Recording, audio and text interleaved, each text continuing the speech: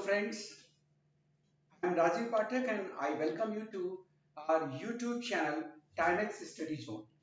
जैसा आपको पता ही है कि मैं रेगुलरली जो भी कॉम्पिटिटिव क्लासेस है, चाहे वो एसएससी हो, चाहे बैंक हो, चाहे टेट हो, सी टेट हो, पीजीटी हो, पीजीटी हो, उन सबको ध्यान में रखते हुए, इवन डिफेंस के भी जो एग्जाम्स हैं उन सबको ध्यान में रखते हुए एक कॉम्प्रहेंसिव आपका जो टेस्ट पेपर्स हैं, जो मॉडल पेपर्स हैं, वो आपको सॉल्व कराता हूं, बताता हूं। तो आज एक बार फिर से बहुत ही इंपॉर्टेंट जो वर्ड्स हैं, बहुत ही इंपॉर्टेंट जो स्पॉटिंग एरर्स हैं, इन सब के साथ फिर से आपके सामने हूं। हाँ, पिछले दिन आपको चूंकि कल संडे रहा और उस दिन आपको ये सेशन नहीं मिल पाया। फिलहाल आज फिर से हम कंटिन्यू कर रहे हैं। देखिए, सबसे पहले ये करेक्शन के क्वेश्चंस हैं। जैसा आपको बार बार बताया जाता है इस सबका डायरेक्शंस के बारे में कि इसमें एक पार्ट में एरर है, you have to find out which part has error. देखिए, जब मैं इसे शुरू कर रहा हूं इससे पहले आप लोगों से बिल्कुल वही जो बार बार मैं कहता हूं कि आप अपने पेन और कॉपी के साथ बैठे, क्योंकि जब तक आपके पास पेन और कॉपी नहीं रहेगी, तमाम ऐसी चीजें जो इसके आसपास की चीजें हैं वो जब हम पढ़ा रहे होते हैं आपको, तो फिर आप उसको नोट डाउन नहीं कर पाते हैं, तो वो स्किप कर सकता है। तो जो भी नई चीजें आपको मिले उसे नोट डाउन जरूर करें। और बात और कि शुरू से अंत तक आप एक एक पॉइंट देखते रहें। कहीं भी कोई आपको दिक्कत आती है तो आप कमेंट बॉक्स में जरूर दें और हम आपके कमेंट को पढ़ते हैं और उसका रिप्लाई भी देते हैं। लेकिन जैसा फिर से वही कि आप लोग इस चैनल को शुरू से अंत तक देखें और इसे निश्चित तौर पे अगर आप सिंसियर हैं अपने स्टडीज को लेके, तो आपको ये जो हमारा सेशन है एजुकेशनल वो पूरी तरह से हेल्पफुल होगा और आप इसे लाइक करेंगे। लेकिन आप इसे सब्सक्राइब भी करें और अपने दोस्तों में इसको बिल्कुल शेयर करते रहे, ताकि आप और आपके फ्रेंड्स सभी बेनिफिटेड हों और हमें एक मोटिवेशन मिलता रहे। चले हम क्वेश्चन पे आते हैं। He ate nothing since yesterday।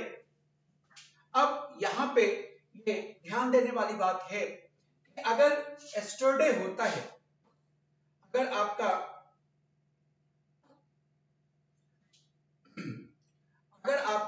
yesterday होता है तो जाहिर सी बात है आप पास्ट इंडेफिनिट लिखते हैं। जैसे कि he ate nothing yesterday, वह कल कुछ नहीं खाया था। लेकिन क्योंकि कल की बात है, तो कल की बात पास्ट की बात है, तो कुछ नहीं खाया था।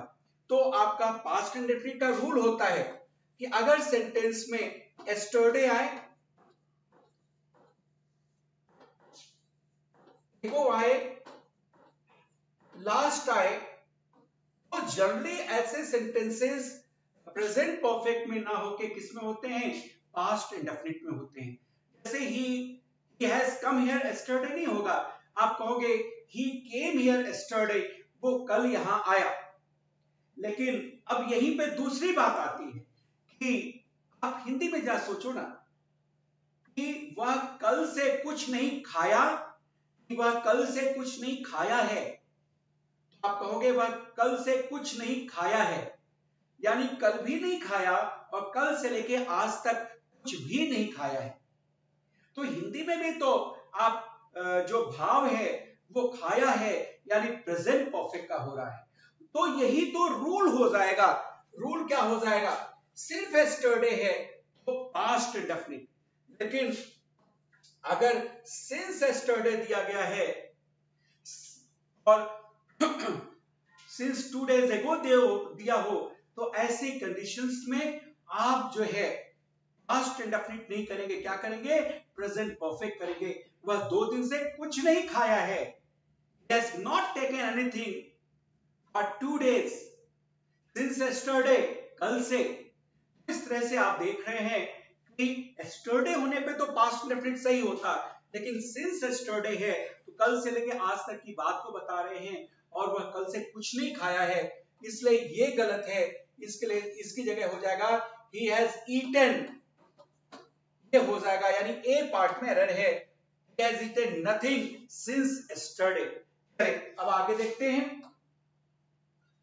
बहुत कॉमन सा क्वेश्चन होता है, बहुत कॉमन सा क्वेश्चन होता है कि आप लोग स्क्रीनशॉट लेते रहा करें जब भी आपको कोई क्वेश्चन बताया जाए।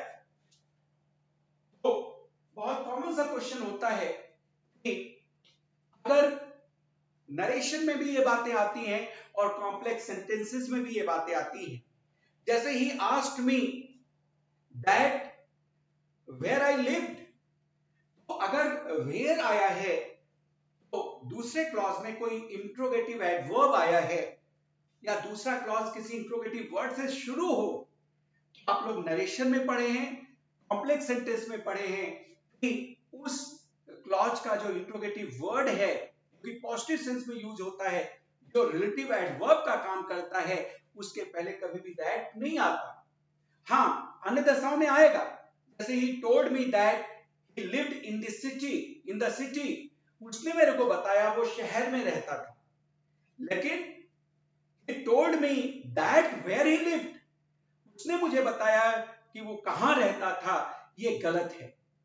तो अगर इंट्रोगेटिव सेंस देने वाला वर्ड आ रहा है जो कि रिलेटिव एडवर्ब के रूप में, जैसे हाउ लॉन्ग, तो दैट का इस्तेमाल आप नहीं करेंगे, you will never use that.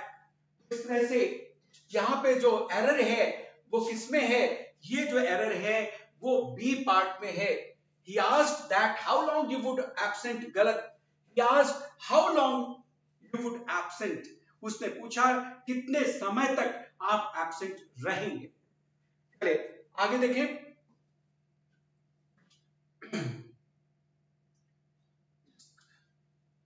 ये भी सेंटेंस है, इसकी नंबरिंग नहीं की गई है, कोई बात नहीं।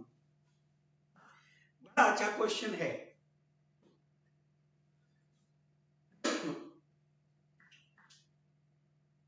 I remember to meet him, मैं याद करता हूं उससे मिलने के लिए। कहने का मतलब क्या, इसका मतलब कि मैं याद करता हूं कि मैं उससे मिलूंगा। लेकिन अगर आप किसी पास्ट की बात को याद करने का बताएं, जब पास्ट की बातें आप याद करने के लिए बताते हैं तब आप करते क्या हैं, टू हैव अ वर्ब का थर्ड फॉर्म। जैसे I told him to go there, मैंने उससे कहा वहां जाने के लिए। इसका मतलब क्या हो गया, इसका मतलब हो गया अगर सेंटेंस आपने बोला, अगर आपने बोला I told him to go there, इसका मतलब हो गया मैंने उससे कहा वहां जाने के लिए, यदि वो वहां जाए ऐसा मैंने उससे कहा। लेकिन अगर आपने बोला कि I told him to have gone there, अगर आप ऐसा बोलते हैं I told him to have gone there, देखिए हर कॉन्सेप्ट आपको क्लियर करते हुए बताया जाए, कहीं से कोई दिक्कत आपको नहीं होगी। I told him to have gone there, इसका ये मतलब हो गया कि मैंने उसे बताया वहां जाने का, यानी मैं वहां गया हुआ था। तो मैं बताना क्या चाहता हूं, मैं आपको ये बताना चाहता हूं कि जब आप अतीत की कोई चीज याद करते हैं या अतीत की किसी चीज को मेंशन करते हैं तो उसके लिए आप इस्तेमाल करते हैं टू हैव और वर्ब का थर्ड फॉर्म या हैविंग और वर्ब का थर्ड फॉर्म। वही चीज है, मैं याद करता हूं, टू मीट हो सकता था, लेकिन जब एगो दिया है तो पास की बात है, तो यहां पे क्या हो जाएगा, to have met, meet met met होता है। मैं याद करता हूं उससे मिलना 5 साल पहले, इसका मतलब कि मैं 5 साल पहले उससे मिला था। I remember to have met him 5 years ago। और अगर आपने बोला कि I remember to meet him, यानी मैं याद करता हूं उससे मिलने का, यानी जाके मैं उससे मिलूंगा। और अगर टू हैव का मतलब है कि पास में मैंने ऐसा किया था। I remember to have met him 5 years ago। तो देखिए एक एक कॉन्सेप्ट आपको क्लियर किया जा रहा है। जब आप इस तरह से रेगुलरली आप इसे देखते रहेंगे तो निश्चित तौर पे this session is going to be very useful. मैं देखता हूं कि जो हमारे जो वीडियोस आपको जाते हैं, जो लेक्चर आपको जाते हैं, उसमें स्पोकन में आपका व्यूज आते हैं, अच्छे आते हैं, इसमें भी अच्छे आते हैं, लेकिन स्पोकन में ज्यादा आते हैं। ठीक है, इट्स ओके। स्पोकन ग्रामर में आप देखें, लेकिन बेटा आप अगर कंपटीशन से जुड़े हैं, अगर आप NDA, CDS, bank, TGT, PGT, BSSB कोई भी इस तरह के एग्जाम्स देने जा रहे हैं, तो ये जो सेशन है इसको मिस न करो, क्योंकि वास्तविक कॉन्फिडेंस और जो सिलेक्शन है वो ये देगा। हाँ, स्पोकन इंग्लिश अंग्रेजी बोलना सिखा देगा आपको सारी चीजें यहाँ पे निःशुल्क मिल रही हैं, मिलती रहेंगे। चाहे आप कोई भी एग्जाम दे रहे हो, आपके लिए बहुत यूजफुल सेशन होने जा रहा है, बहुत यूजफुल, आप सोच भी नहीं सकते हैं। चले यहाँ पे I remember to have met him 5 years ago। आगे देखिए, Madhuri Dixit is having large fan following. Fan following मतलब होता है कि उनके जो फॉलो करने वाले फैन है, जो उनके फैंस है। तो आप जाने रखने के सेंस में, रखने के सेंस में कभी भी जो भी पोजीशन के वर्ड हैं भाई, जो भी पोजीशन के वर्ड हैं, अब पोजीशन के वर्ड क्या है जरा सा देखिएगा। जैसे कि possess, contain, consist, have, own, ये सब पोजीशन वाले वर्ब्स हैं। इसमें हैव पे कई बार क्वेश्चन आता है, हैव पे, तो ये कभी भी कंटिन्यूअस नहीं होते हैं, आप समझ जाए। तो माधुरी दीक्षित इज हैविंग नहीं होगा, माधुरी दीक्षित हैज हो जाएगा, प्रेजेंट इंडेफिनिट। ये मेन वर्ब का काम कर रहा है, यहाँ पे हेल्पिंग वर्ब का काम नहीं कर रहा है। हेल्पिंग वर्ब तो तब होता प्रेजेंट परफेक्ट का जब इसके साथ मेन वर्ब लगा होता, वर्ब का थर्ड फॉर्म, जैसे आई हैव डन, तो ऐसी दशा।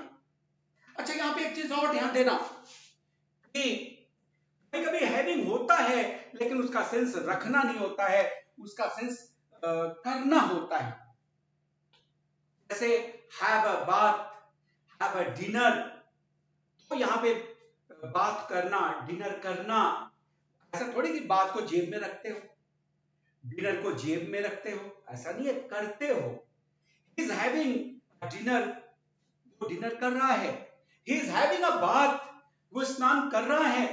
तो ऐसी सेंस में आपको ये जानना होगा कि उसका सेंस अलग है, वहां कंटिन्यूअस हो सकता है, लेकिन रखने के सेंस में कंटिन्यूअस नहीं होता है। Madhuri Dixit has large fan following, ये हो जाएगा।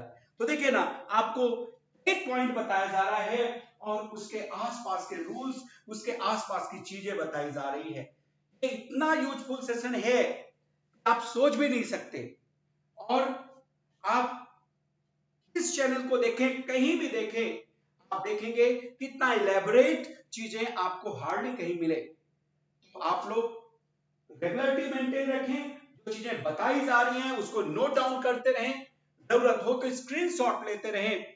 आप सोच भी नहीं सकते कि ये सेशन कितना यूजफुल होने जा रहा है। आगे देखें, she is working here since 1983। तो यहाँ पे ध्यान देने वाली बात है कि अगर कोई टाइम दिया है सिंस या फॉर, सिंस या फॉर, तो कभी भी कंटिन्यूअस नहीं हो सकता, ये ध्यान देना, कभी भी कंटिन्यूअस नहीं हो सकता है, वो हमेशा परफेक्ट कंटिन्यूअस होगा। शी इज वर्किंग हियर नहीं, परफेक्ट कंटिन्यूअस के लिए क्या कर देंगे आप कर देंगे, इसकी जगह हो जाएगा बी में है, आप कहेंगे she has been working here, ये हो जाएगा परफेक्ट कॉन्टिन्यूअस। चले अब हम आगे देखते हैं। These question sentences are given with blanks to be filled with appropriate words. 4 alternatives दिए हैं और correct देना है. The students should be reconciled the way things are changing. ये यहां पे आपको कुछ भरना है. आप जानिए reconcile, क्योंकि इसके ऑप्शन नेक्स्ट है पेज पे. फिलहाल हम आपको बता दें reconcile चाहे adapt, इन दोनों के साथ का इस्तेमाल होता है. आज ही मैं ऑफलाइन क्लास में बता रहा था तो एडेप्ट आपको बता रहा था कि टू आता है, और एडजस्ट के साथ आपका एडजस्ट के साथ विद का इस्तेमाल होता है. हो जाएगा today students should be reconciled to the way things are changing. यहाँ पे टू का इस्तेमाल हो जाएगा, टू का आप यूज करेंगे. आज स्टूडेंट्स को अपने आप को एडजस्ट करना चाहिए, अपने आप को रिकंसाइल करना चाहिए. किससे? उन ढंगों से जिससे कि आज चीजें बदल रही हैं. ये देखिए ऑप्शन क्या हो जाएगा? हो जाएगा बी वाला. अब देखिए next, country's economic growth was adversely by the political instability. क्या है कि कंट्रीज इकोनॉमिक ग्रोथ, इस देश की जो अर्थव्यवस्था है वो एडवर्सली माना प्रतिकूल ढंग से, बुरे ढंग से प्रभावित हुई. किससे? राजनीतिक अस्थिरता की वजह से. पॉलिटिकल इंस्टेबिलिटी, राजनीतिक अस्थिरता. तो आप देखें प्रभावित होना क्या हो जाता है? अफेक्टेड. ध्यान देने वाली बात है कि इफेक्ट जो है आपका नाउन है, अफेक्ट क्या है? अफेक्ट आपका वर्ब है. यहां पे पैसिव वर्ब आएगा ना. कंट्री का जो इकोनॉमिक ग्रोथ है वो बुरी तरह से प्रभावित किया गया राजनीतिक अस्थिरता की वजह से. रिफ्लेक्ट तो होता है परावर्तित करना. रिफ्लेक्ट क्या होता है? रिफ्लेक्ट होता है आपका परावर्तित करना, रिफ्लेक्ट. और इसके अलावा इफेक्ट का कोई सेंस ही नहीं होता है क्योंकि वर्ब नहीं है. एक्सपेक्टेड का मतलब क्या होता है? एक्सपेक्ट माने आशा करना, आशा किया जाना. तो ज्यादा सबसे ज्यादा उपयुक्त हो जाएगा, यही रहेगा ही, अफेक्टेड. चलिए अब हम आगे देखते हैं.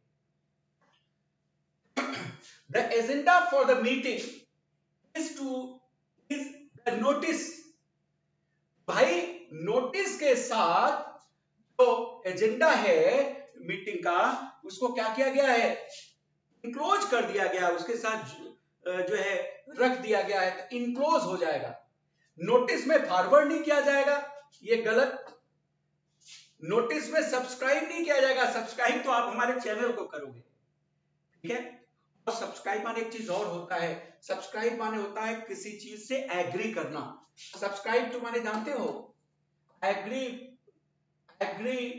विद भी होता, एग्री टू, किसी चीज से एग्री टू भी होता है. एक साथ विद और टू दोनों हो सकता है.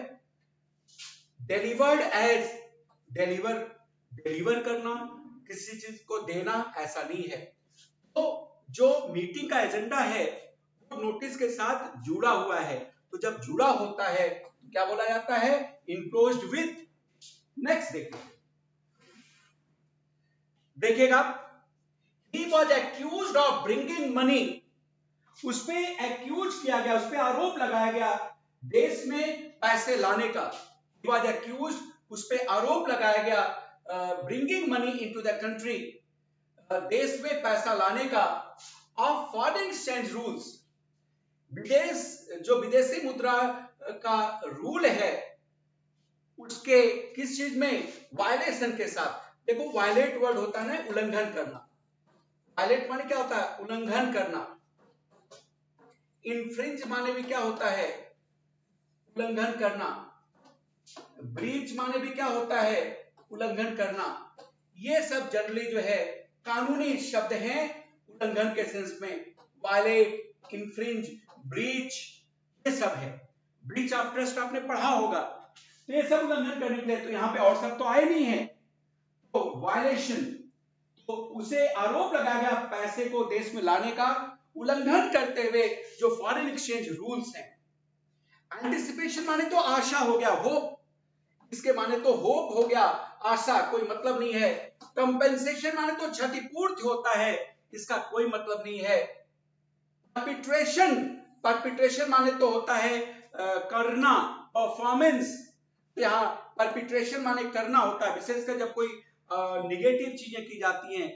यस, परपिट्रेटेड दिस क्राइम, उसने ये अपराध किया है, तो वहां पे परपिट्रेशन होता है, करने के सेंस में, कमिट के सेंस में। तो यहाँ पे वायलेशन उपयुक्त होगा, उल्लंघन के साथ, फॉरेन एक्सचेंज के रूल के उल्लंघन के साथ उस पे आरोप लगाया गया देश में पैसे लाने का। चले आगे देखते हैं। इससे पहले कि आगे बढ़ाएं, आप लोगों से फिर से वही चीजें, आप लोग अगर यूजफुल आपको लगता है कि हम आपको एक ईमानदारी के साथ, एक ईमानदार इंटेंशन के साथ पढ़ा रहे हैं और ये सेशन आपके लिए यूजफुल है, बस आपसे छोटी सी गुजारिश है कि बिल्कुल इस चैनल को इतना वायरल कर दे कि लोग जाने कि ईमानदारी के साथ भी कोई व्यक्ति YouTube पे काम कर सकता है और कर रहा है। क्योंकि आपको, आपका जो छोटा सा मदद है, आपका सब्सक्रिप्शन और आपकी शेयरिंग, लाइकिंग, ये हमें इतना मोटिवेशन देती है कि आप सोच नहीं सकते। तो हम लोग रात रात जग के काम करते हैं, दिन में ऑफलाइन क्लासेस जो है पढ़ाते ही है, लेकिन सारे बच्चे जो हमसे यहाँ जुड़े हैं और जो नहीं भी जुड़े हैं, पूरी इंडिया के बाहर के भी बच्चे वो बेनिफिटेड हों, वो भी इंग्लिश को अच्छी तरह से सीखें, चाहे वो कॉम्पिटिटिव हो, चाहे स्पोकन हो, चाहे SSC, bank, PGT, PGT, NDA, CDS, academy, कुछ भी हो, वो यहां से हमारी जो टीचिंग सेशन है उससे बेनिफिटेड हो। ये हमारा ऐसा इंटेंशन है और आई होप कि आप सब इस कारवा को आगे बढ़ाने में पूरी मदद करेंगे।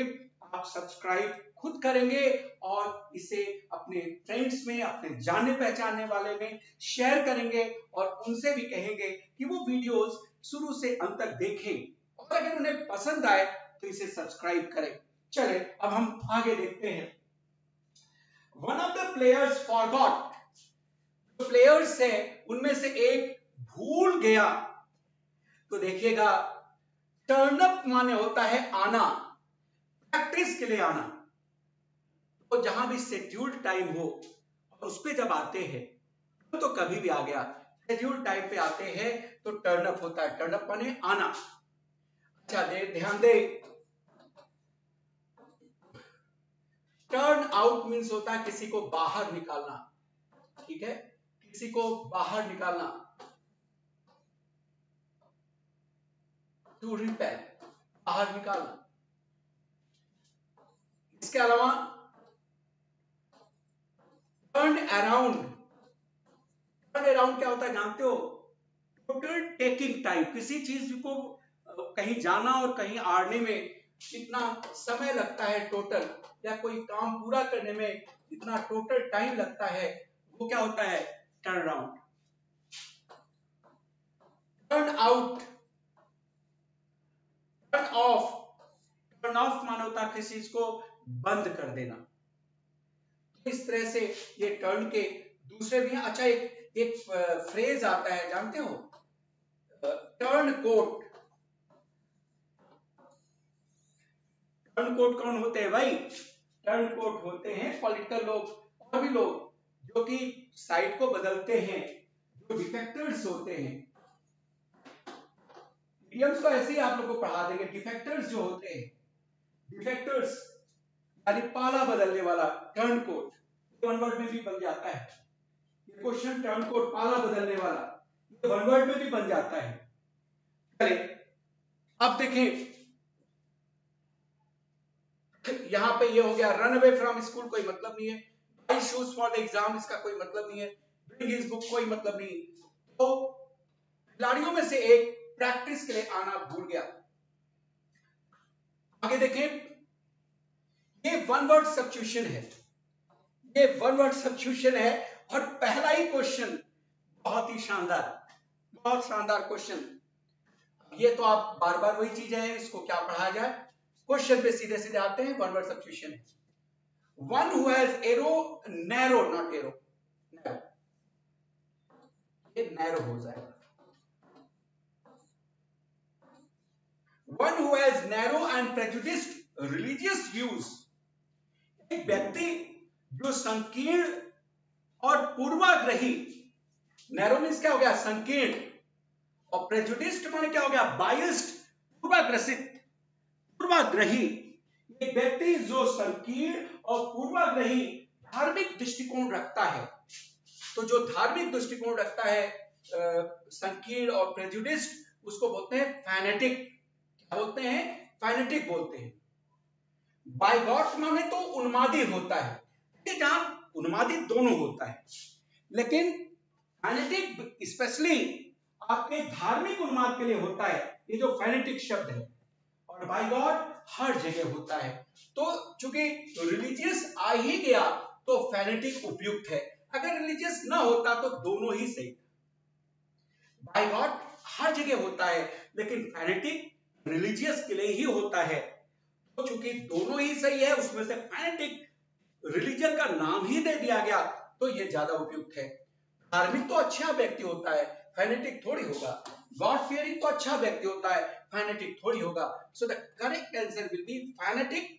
बाइगॉट माने भी होता है उन्मादी, धर्मांधे भी होता है, ये हर जगह होता है, फैनेटिक रिलीजन के लिए होता है। तो अच्छा क्वेश्चन, ये सारे क्वेश्चन आपके एग्जाम के क्वेश्चंस हैं। आप जो भी एग्जाम्स दे रहे होते हैं, उन सब का एक निचोड़ यहां पे हम लाते हैं। तो आप अच्छी तरह से ये सेशन को देखते रहें। आप चैट करके आप हमें बता सकते हैं कि क्या इसमें आपको लगता है, आपको कहीं भी कोई डिफिकल्टी है, आप उसको भी बता सकते हैं, हम अवेलेबल रहेंगे। चले, a person who loves Mankind, एक व्यक्ति जो मानवता को पसंद करता है। ध्यान दो, रूट वर्ड होता है फिलैंथ्रोप, रूट वर्ड होता है फिलैंथ्रोप। तो फिलैंथ्रोप मीन्स क्या होता है, मानव, रूट वर्ड मैनकाइंड, इसके माने होता है मैनकाइंड, मानव। फिलैंथ्रोप माने होता है मैनकाइंड, मानव। अब यहां पे ध्यान देने वाली बात, और एक वर्ड होता है मिसाइन, ये रूट वर्ड है मिसाइन, इसका मतलब होता है हेट, घृणा करना।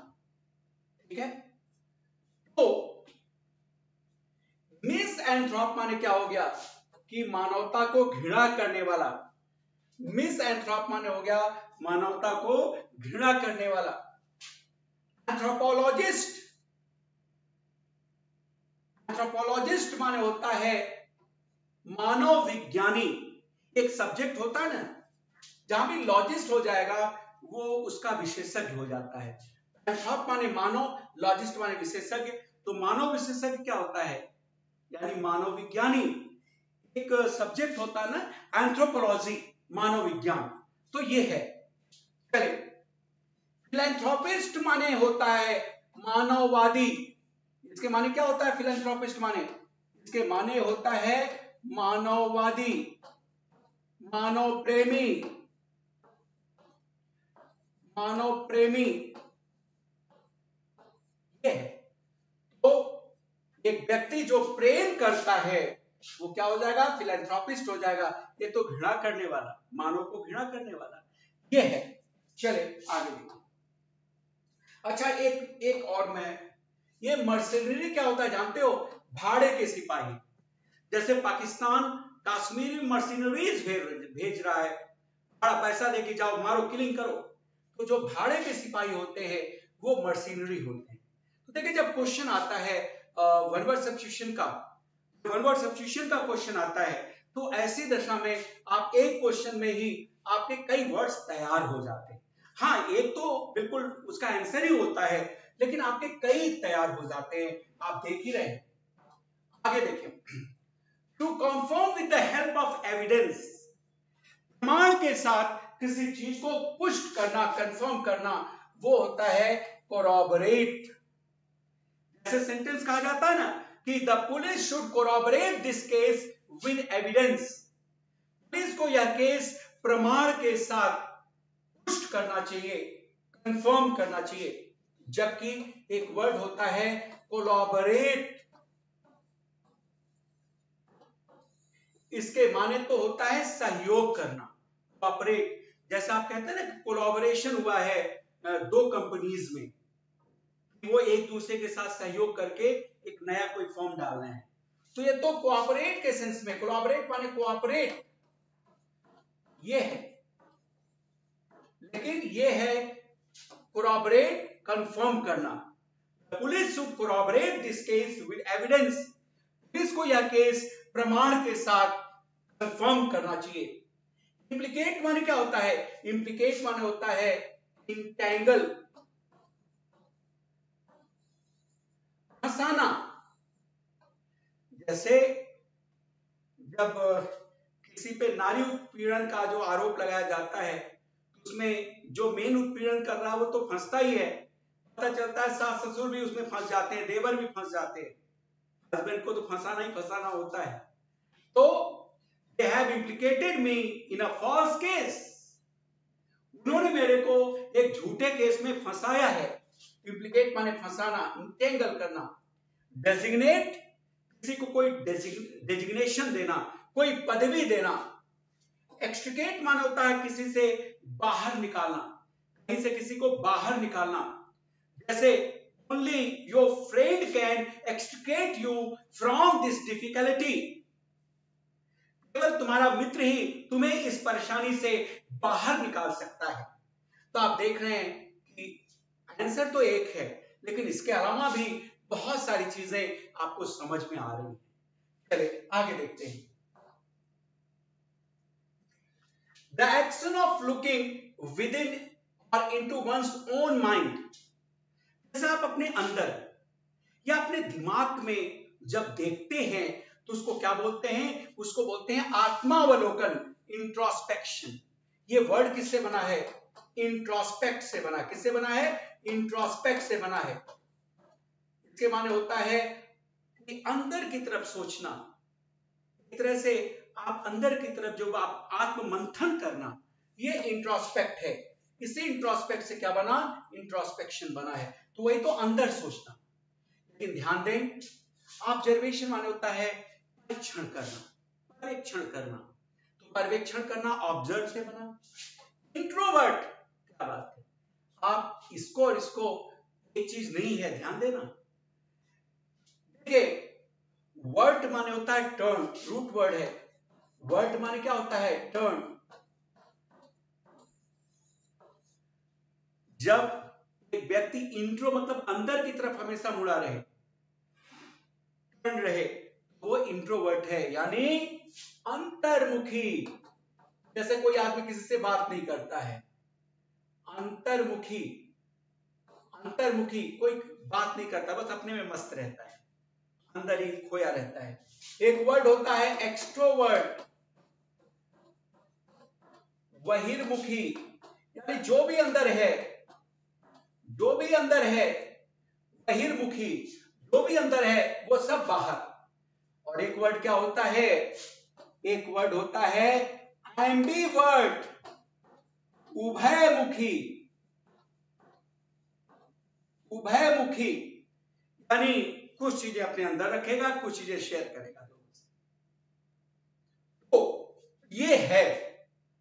तो एम्बी का मतलब क्या होता है? दोनों जगह बोला जाता है ना, एम्बीफीबिया। फीबिया माने रहने वाला, जो दोनों जगह रहे, जल में भी और थल में भी। जैसे मेढक, एग्जामिनेशन, परीक्षण, ये तो आप समझ ही गए होंगे। आप देख रहे हैं ना, कहने को एक क्वेश्चन है और आपने 6-7 चीजें, उसके आसपास की चीजें जानी। इसी तरह से आप लोग के लिए ये जो सेशन है वो बहुत महत्वपूर्ण होता है। आगे देखिए, capable of being interpreted in 2 ways, जो कि एक से ज्यादा ढंग से इंटरप्रेट किया जा सके, जिसका अर्थ निकाला जा सके। तो जिसमें एक से ज्यादा अर्थ निकाला जा सकता है वो चीजें एम्बिगुअस होती हैं। जैसे leaders often use ambiguous language. Leaders हैं वो अक्सर जो है द्विअर्थी शब्द बोलते हैं ताकि वो फंसे ना, क्योंकि अगर वो एक अर्थी बोलेंगे तो उनके ऊपर केस भी लग सकता है। द्विअर्थी बोलेंगे, कोई कहेगा भैया हमारा ये अर्थ नहीं था, हमारा ये वाला अर्थ था। तो द्विअर्थी, एम्बिगुअस, द्विअर्थी मतलब क्या हो गया, अस्पष्ट, ये है, लेकिन ये ज्यादा सही है द्विअर्थी। एम्बिवर्ट अभी हमने बताया उभयमुखी। कंफ्यूजिंग और अनक्लियर का कोई मतलब नहीं यहां पे। आगे देखो, इसमें आपको अपोजिट इन मीनिंग यानी एंटोनिम बताना है। तो ध्यान दें, इंडोर्स, इंडोर्स का मतलब होता है किसी चीज से एग्री करना, किसी चीज से एग्री करना। ये एग्री तो इसका सिनोनिम है, और जब आप एग्री नहीं करेंगे तो उस चीज को कंडेम करेंगे, उस चीज की आलोचना करेंगे। तो अगर डिसएग्री होता वो भी सही है, डिसएग्री तो है नहीं, तो इसका आंसर क्या हो जाएगा, कंडेम। एक्सेप्ट तो आप जानते हैं स्वीकार करना, एक्सीड माने क्या होता है, किसी चीज से ज्यादा होना। सो the correct answer will B condemn. आगे देखिए, प्रैग्मेटिक, अच्छा शब्द है। देखिए, प्रैग्मेटिक का मतलब होता है रियलिस्टिक, ये इसका सिनोनिम है, यथार्थवादी। और जो यथार्थवादी नहीं है वो क्या है, बड़े आदर्शवादी हैं। मैं कोई पॉलिटिकल बात नहीं कह रहा हूं, बस एक एग्जांपल आपको बता रहा हूं कि Nehru was not pragmatic in his foreign policy. Nehru ji वो फॉरेन पॉलिसी में बड़े यथार्थवादी नहीं थे, ही वाज आइडियलिस्टिक, वो आदर्शवादी थे। पूरा का पूरा तिब्बत दे दिया। चले, फैक्चुअल, यथार्थ, फैक्चुअल मानो तथ्य पे आधारित, तथ्यपूर्ण। जैसे जो है एक वकील को फैक्चुअल बात करनी होती है। फिक्टिशियस, फिक्टिशियस माने क्या होता है, फिक्टिशियस माने होता है काल्पनिक, इमेजिनरी। फिक्शन इसी से बना है ना, फिक्शन होता है जो स्टोरीज वगैरह होती हैं, इमेजिनरी या फॉल्स, ये भी वर्ड आया हुआ है। तो जब आप एक वर्ड पढ़ते हैं तो बहुत सारे वर्ड उसके साथ आपके तैयार होते हैं। सो the correct answer will be imaginary, correct answer will B sorry, pragmatic का एंटोनिम होगा आइडियलिस्टिक, फिक्टिशियस तो दूसरी चीज है। अच्छा एक चीज और ध्यान दें, ये पर्सन के लिए होता है, व्यक्ति के लिए होता है, लेकिन जो चीजें प्रैक्टिकल होती हैं उसके लिए बोला जाता है फिजिबल, वायबल, प्रैक्टिकल, ये थिंग के लिए होता है। जैसे कि any cotton industry is not viable और फिजिबल इन दिल्ली। दिल्ली में कोई कॉटन इंडस्ट्री फिजिबल नहीं है, क्यों, क्योंकि दिल्ली में तो कॉटन होती नहीं ना, कॉटन महाराष्ट्र में होगी, आंध्रा में होगा, तो जहां पे कॉटन होगा वहीं पे तो कॉटन इंडस्ट्री फिजिबल है ना, दिल्ली में तो फिजिबल है नहीं। तो ये थिंग के लिए होता है, और जो प्रैग्मेटिक है ये किसके लिए होता है, ये होता है आपके पर्सन के लिए। चले अब हम आगे देखते हैं, मोमेंटस, वो मोमेंट जो आपको हमेशा याद रहे, यानी महत्वपूर्ण, इंपॉर्टेंट, तो इसका उल्टा क्या हो जाएगा, इसका एंटोनिम क्या हो जाएगा, अनइंपॉर्टेंट। जैसे 15th August is a moments day in the Indian history. जो 15th अगस्त है वो भारतीय इतिहास में एक बहुत ही महत्वपूर्ण दिन है, तो इसका एंटोनिम हो जाएगा अनइंपॉर्टेंट। अनलाइकली यानी असंभावित, गैर संभावित। लाइकली माने क्या होता है, लाइकली माने होता है पॉसिबल, संभावित, लाइकली माने संभावित, पॉसिबल। अनलाइकली एंटोनिम अनलिमिटेड, पता ही होगा। अनपैरेलल्ड यानी अतुलनीय, जिसका कोई पैरेलल नहीं किया जा सके। तो मोमेंटस का एंटोनिम हो जाएगा अनइंपॉर्टेंट, क्योंकि मोमेंटस मींस होता है इंपॉर्टेंट। आगे देखें, अच्छा वर्ड देखिए, वर्ड केवल याद मत करो, वर्ड में घुसो। हाँ, क्या यूज होता है, उसके आसपास के क्या यूज है, वो सारी चीजें आपको पढ़ाई जाती हैं, वो सारी चीजें आपको बताई जाती हैं। ये जो सेशन है, आप सोच भी नहीं सकते कितना यूजफुल होने वाला है। अगर आप महीने भर, 1.5 महीने लगातार हमें देखते रहे, हमारी इस एजुकेशनल वीडियो को देखते रहे, इतने ढंग से सारी चीजें आप पढ़ लोगे कि कोई भी कॉन्फिडेंस के साथ, कोई भी एग्जाम बड़े कॉन्फिडेंस के साथ आप क्रैक कर लेंगे। चले, इनहिबिट, रोकना। अब यहां पे ध्यान देने वाली बात है कि जो चीजें आपको अंदर से रोके, अंदर से रोके, जैसे my shyness inhibit me from doing the nude scene. मेरी जो शर्म है ना, वो न्यूड सीन करने से रोकती है। पता चले आपको कक्षा में कोई एक्टिंग करनी है, केवल कक्षा, तो आपको केवल कच्छा पहना के भेज दिया है सड़क पे, तो आप ऐसे दौड़ोगे तो नहीं, कोई भय आदमी, सब आदमी तो कोई नहीं दौड़ेगा। लेकिन जो एक्टर है, इवन सलमान खान साहब, शाहरुख खान, तो बड़े बड़े एक्टर हैं, वो कपड़े निकाल के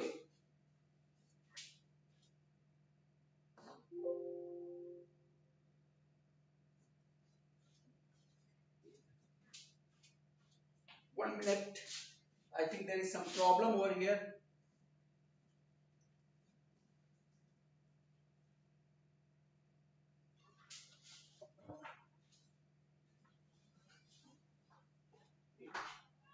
ये थोड़ा सा देख लो।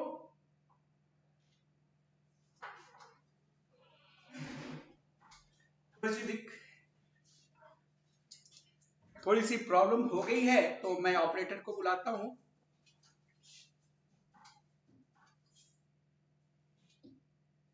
Okay, thank you. तो आपको जो अंदर से रोके वो इनहिबिट है, आपकी शाइनेस आपको रोकती है। तो एक्टर तो दौड़ लेंगे, एक्टर तो छोड़ो, एक्टर्स भी दौड़ लेंगे।